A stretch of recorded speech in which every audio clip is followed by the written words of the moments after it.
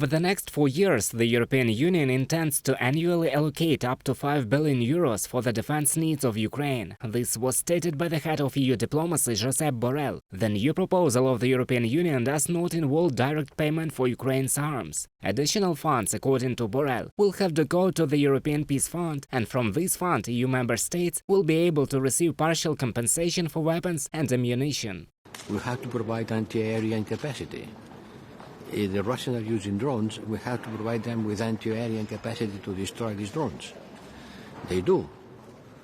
But the massive attacks of these last 3 nights require from our side an answer. The answer can only be one, apart from rhetoric: providing more military resources. According to Politico, referring to European diplomats, the European Union intends to approve a new plan to support Ukraine by autumn.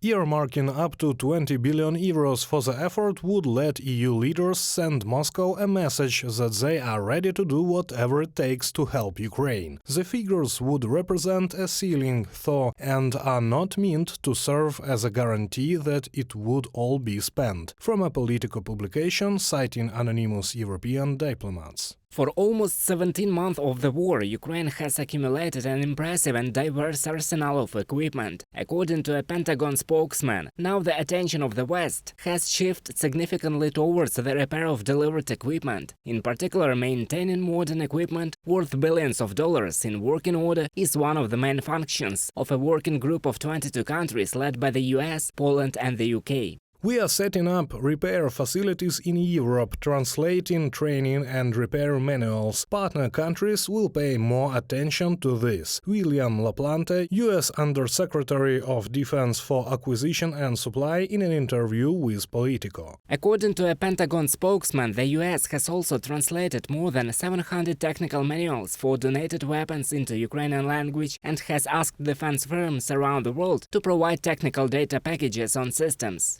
At the same time, the British government signed a contract with the British defense company for $60 million for the repair of Challenger 2 tanks and other combat vehicles transferred to Ukraine. As for the Leopard tanks, according to Politico, the repair workshop will most likely be launched in Germany and Lithuania, and not in Poland as previously said.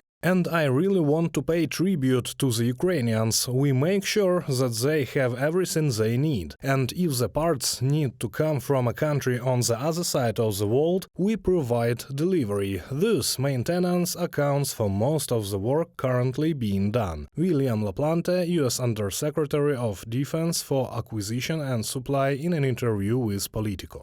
Following the meeting of the contact group in the Ramstein format, US Secretary of Defense Lloyd Austin stressed that Western partners should continue to supply weapons and support Kyiv. We're seeing Ukraine make progress, and Russia's losses continue to mount. The Ukrainian people have shown outstanding courage as they fight for their country.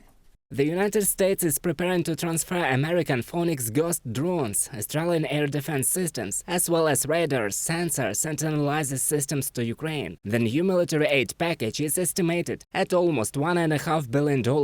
In addition, according to CNN, the United States will soon provide another aid package to Kyiv in the amount of more than $400 million. Reported by Roman Smoler, Христина Домбровська, UA TV News.